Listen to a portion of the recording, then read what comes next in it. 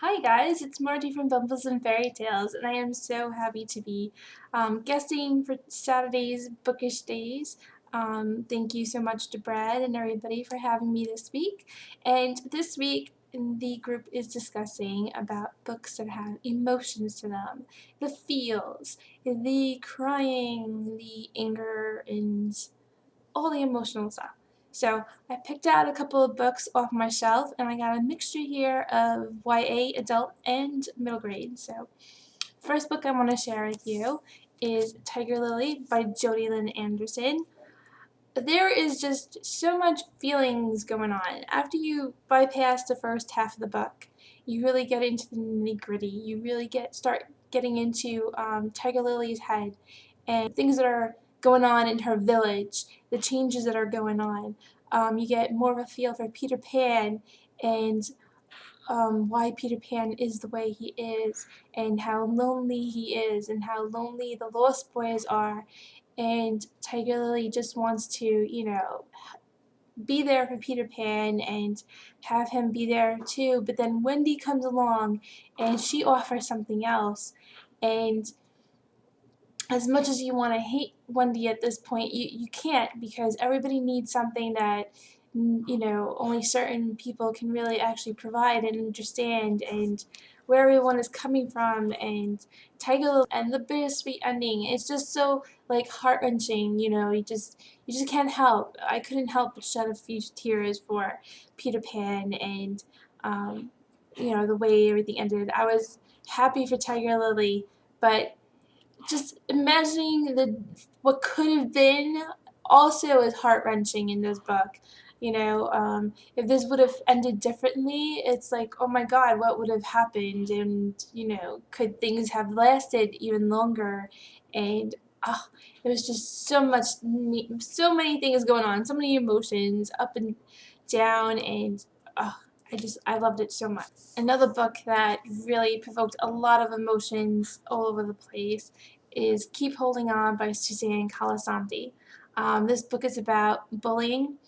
The main character, she's neglected by her mom, they don't have a lot of money, and she gets bullied and picked on quite a bit, not so much as other a different character that's in the book that's not so very much present, but even the main character chooses to ignore that other character, and that other character, such a minor role though, you would never expect to have such a huge impact on you, because she's only mentioned a handful of times, and then the results of what happens to her, and then the actions that the main character finally realizes that she doesn't have to, accept life the way it is, that she can also make a change. She can choose to get help and um, make things better in her life, regardless of what everybody else thinks and says. So it's just emotions all over the place, and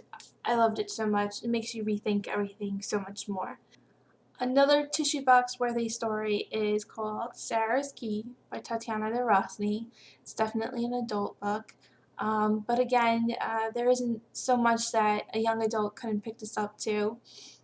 It's about an American journalist who's currently residing in France.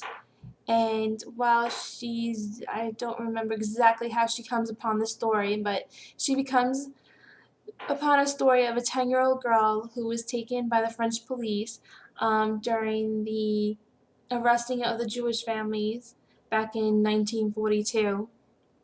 And she's able to follow Sarah's story from the moment she's taken from her home, and the train ride that she took, and the camp that she went to, and the key that she held on to so dearly.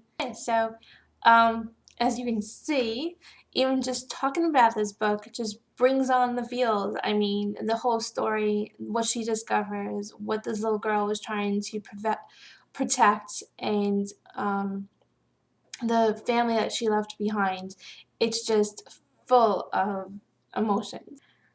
This is a book that I will never part with. This is a book that all you have to do is read it once, and it will stay with you forever and ever and ever. I mean, if this doesn't leave an impression on your heart and scar you for life, then you're not human, because this will just rock your world. It's just gonna blow your mind, the things that are discovered in this book. So if you're planning on reading it, definitely grab a box of tissues, have a huge amount of time set to just read this straight through, because it's a story that you'll want to keep the book forever. You probably won't reread it, but you will definitely not be able to put it down. A classic that has touched me dearly is Bridge to Terabithia by Katherine Paterson. I did not see that coming. I mean, if you've read the book, you know what I'm talking about. I did not see that ending coming at all. It totally. And I read this as an adult. I did not read this when I was younger. I read this only just a few short years ago, and I was bawling. I did not expect the ending at all. So this one was definitely high on my tissue list. The next book that I'm going to share with you, I get made fun of a lot because, you know, it's a movie and it's a Nicholas Sparks book, so obviously almost all Nicholas Sparks books make us girls cry. But this one is just heart-wrenching, especially the book. The movie, not so much. I feel that the book was just more, oh my god. And that's A Walk to Remember by Nicholas Sparks. And you'll know what happens to her, and yeah, I wish I had this in hardcover though, instead of the mass paperback. Maybe I'll try to pick it up someday, but this is definitely cry-worthy. The most epic, cry-worthy, emotional, and just gut-wrenching book of all time, for me at least, is the last book to the Harry Potter series, and that's Harry Potter and the Deathly Hallows. Come on, people, we all know. I mean, I watched the movie, and even now I still get all teary-eyed. The most memorable moment for me, obviously, is Severus Snape when he says always, and when I read that in the book, yeah, did me done. Yeah. Can't even talk. And the movie was just the same, and the way Professor McGonagall stands up for Harry, you know, all the good characters that we lost in this book, and the ending of a wonderful series. Those are some of my emotional reads, guys. Thank you for having me, and I'll see you guys around. Thank you, and happy reading.